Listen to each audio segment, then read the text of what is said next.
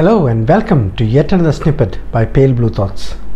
I received a lot of appreciative comments for my last video on the difference between allopathy and modern medicines. Very encouraging to see that you found the video interesting. That video is going to be a starting point of a series of videos focusing on current healing practices. There is no better time than today to discuss a few things about modern medicine as we are going through a global pandemic. At a time when the whole scientific and medical world is trying to rein in the tiny virus, there are many others who are trying to exploit the public using their so-called alternative therapies. Before I start concentrating on healing techniques that don't work, let me first give you a brief introduction of how allopathy transformed into modern science. In fact, today we will talk about how science entered the medical system and made it what it is today. Welcome to the story of the transformation of allopathy into a science-based medicine.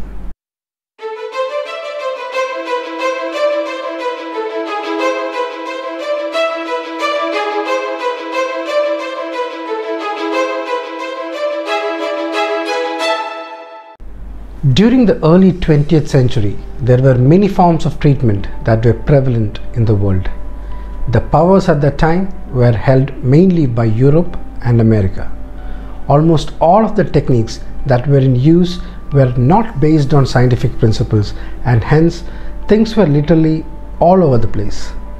Now science came into modern medicine mainly due to the efforts of one man, an educator and reformer named Abraham Flexner from Kentucky, United States. Flexner was a Jewish boy born into a secular family which put education in front of religious orthodoxy, and very soon graduated from the famous Johns Hopkins University.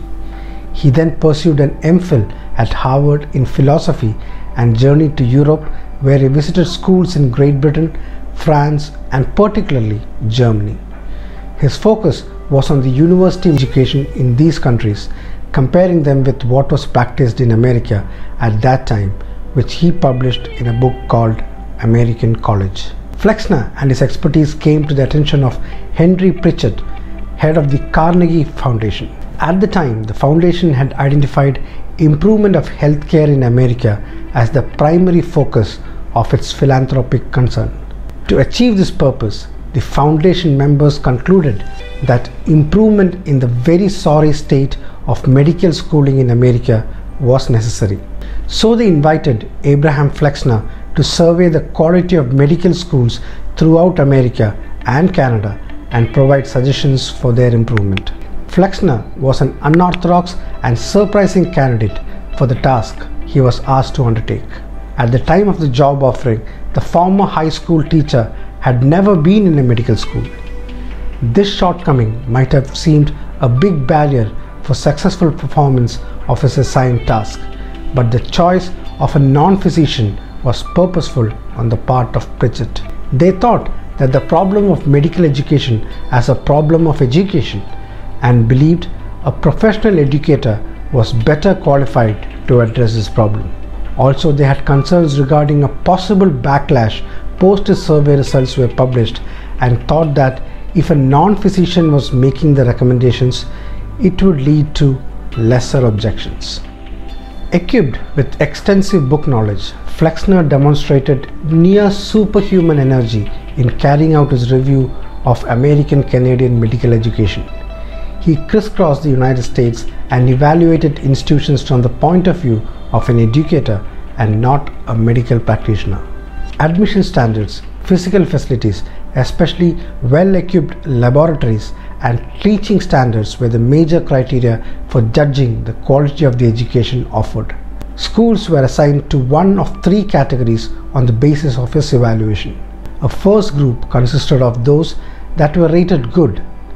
A second tier was composed of those schools considered substandard but which could be saved by supplying financial assistance to correct the deficiencies. And a third group was rated of such poor quality that closure was the only option.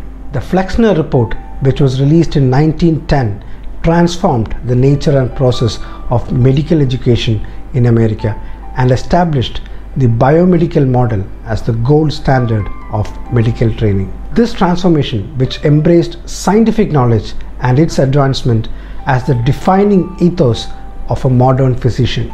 The report called medical schools to adhere strictly to the protocols of mainstream science in their teaching and research. Many American medical schools fell short of the standard advocated in the Flexner report, and after its publication, nearly half of such schools merged or were closed outright.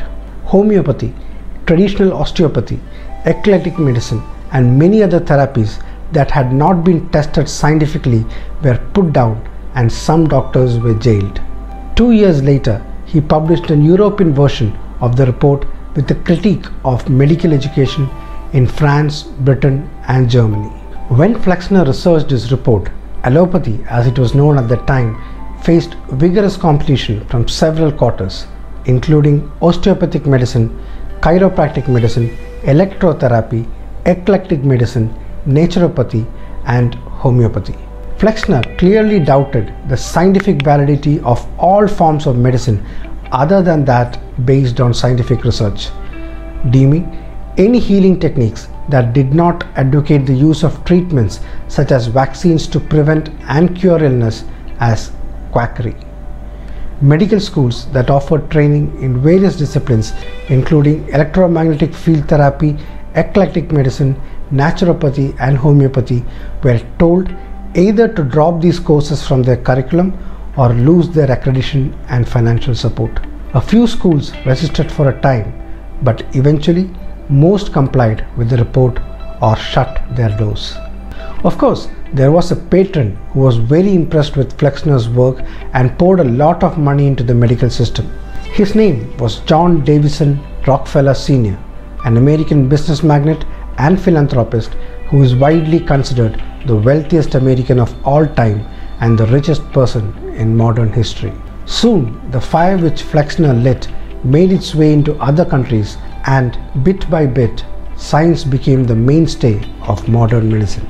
Soon, it shed the name allopathy, and riding on the back of technical and scientific advancement in the fields of other sciences, modern medicine truly became the only healing technique which was based on the scientific method.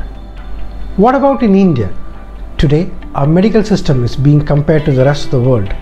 But are we advancing or going back in time? Naturopathy, homeopathy, energy healing, faith healing, yoga. Is there anything unscientific that we haven't embraced? We have adopted what many other countries have thrown in the trash, and recently we have developed our own system of medicine with the holy cow being our Flexner. People who are slaves to religion and superstition are treating epidemics like COVID with cow dung and cow urine and humiliating India in front of the nations of the world.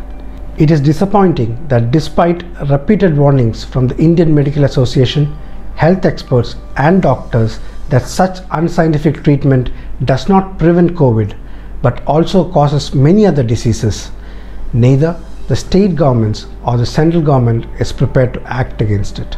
Today, India has become one of the most flawed countries in dealing with COVID. Amid all this, unscientific healing systems are rampant in this country, plying their trade in the middle of a pandemic. If their systems had worked even a little bit, we would not be in this situation.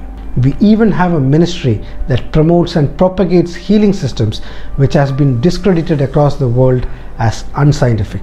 We need a Flexner right now if we have to change the system and save lives. Meanwhile, India too had such a visionary who was capable of bringing a similar change. After independence, India had an unthinkable prime minister in today's religious and superstitious India. A prime minister who was a complete secularist and rationalist and a staunch supporter of science and scientific methods. Nehru was the person who coined the word scientific temper, which forms the backbone of this channel. During his 17 years of rule, his interest in science and his foresight formed the basis of all the scientific and technological institutions we see in India today. His words that India's future progress is through science are even more important in today's India. With this emphasis on science and scientific technology, India today was able to develop its own vaccine, a joint venture between National Institute of Virology, the Indian Council of Medical Research and Bharat Biotech. Both National Institute of Virology and ICMR were set up in Nehru's time. The All India Institute of Medical Sciences, which is at the forefront of medical treatment in India, was yet another contribution of Nehru. But his vision was cartwheeled by many leaders who came after him, and India became the hub for all pseudoscientific healing systems. So why do people fall for these unscientific systems? The reason why they exist is because people have faith in them. Only faith and belief, and not evidence, except anecdotal of course. So in the upcoming videos, I intend to expose the real workings of these so-called complementary and alternate healing systems. I hope you will join me in this interesting journey. I had been waiting for the right moment to launch the series, and thanks to Gyani Baba, I think the time is right for me to expose the scams behind camps. See you soon in yet another video, in the hope that you enjoyed this one. Keep your comments coming through. Till next time, it's bye-bye from Pale Blue Thoughts.